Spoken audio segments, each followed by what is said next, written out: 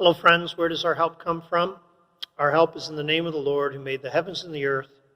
Our help is in Jesus Christ, who is the same yesterday, today, and forever. Today's devotion is based on something that one of you sent to me a few weeks ago. And it made me realize something that I've heard and that I've said many times over these last 2 months. And that's this: I want to go back to normal. Have you said that? I just wish we could go back to normal. It's an understandable thing to say when you're in the middle of a pandemic and you've been deprived of so many things. And it's what many of us want. But I wonder if it's what God wants. Maybe God doesn't want us to go back to normal. Maybe God is leading us through this to something new, a new normal, something better, something deeper. Sometimes normal is a temptation. I'm thinking of the Israelites in the desert. Remember, right? God brought them out of Egypt and slavery, and he was going to bring them to the promised land. But between the promised land and slavery was this desert. And in the middle of the desert, things got dry, and things got difficult, and things got hard. And what did the people start to say? I want to go back to normal. Which for them was, I want to go back to Egypt. Yeah, we were slaves, but at least we had food and at least we had enough to eat.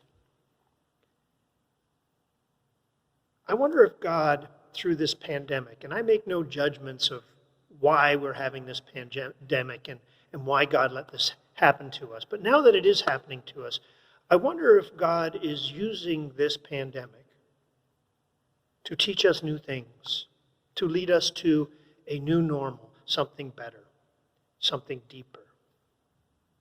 When you're in the middle of something like this, you can't help but reflect on yourself in a new way and realize things about yourself that you didn't know during normal times.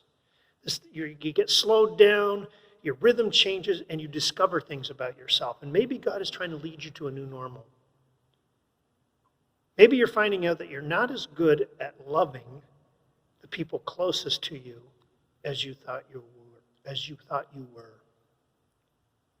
Maybe you realize that there's an anger and an impatience in you that bubbles up quickly, more quickly than you'd like, more quickly than it should, and you need to learn to rest and be patient. Maybe you realize that you've got a fearful habit of mind, that your brain really quickly starts to fixate on worst-case scenarios, and you need to learn peace and rest in God's promises. What's your thing?